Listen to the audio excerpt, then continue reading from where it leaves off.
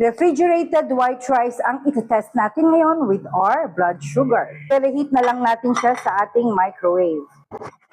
70 grams refrigerated rice na nireheat lang natin. Tinernohan ko siya ng tilapia na niluto sa air fryer. Binalot ko siya ng foil na ganyan para hindi siya matuyot.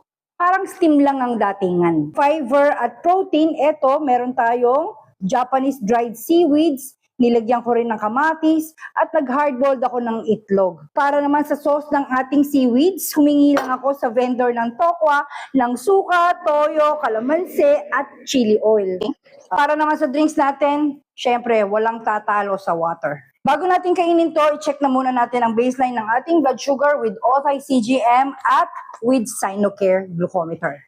Otay result, 94. 81 as of 11:22. Kakainin lang muna natin to and then babalik tayo after 1 hour nang hindi umiinom ng maintenance or ng tea para makita natin kung merong bang spike sa ating blood sugar ang refrigerated rice.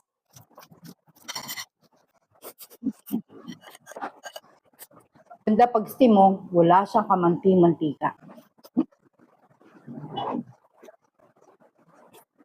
Nakalipas na ang 1 oras matapos natin kainin yung meal natin kanina with refrigerated rice.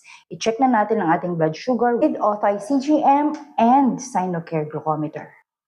124 sa Otay. 126 as of 12:40. Please sa ating CGM, nag-increase ang ating blood sugar ng 30 mg per. Dito naman sa ating glucometer ay nag-increase ang ating blood sugar ng 45 mg. In average, nag-increase ang ating blood sugar ng 30 hanggang 40 mg sa 70 grams ng refrigerated rice.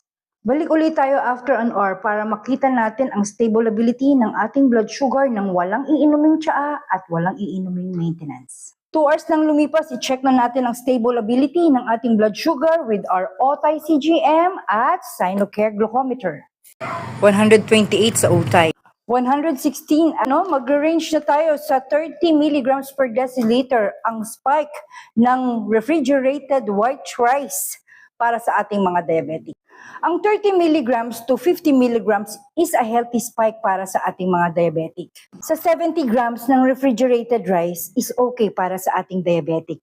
But, ika-second hour, kailangan bumaba na sa 30 mg na pag-spike niya yung ating blood sugar. Kaya nakatambay lang dun yung blood sugar na spike natin, hindi na siya bumaba. 2 hours nang nakalipas. For me, kahit na ba mas minimal ang spike ng refrigerated rice sa white rice, mas preferred ko pa rin ang brown rice o yung premium healthy rice. That's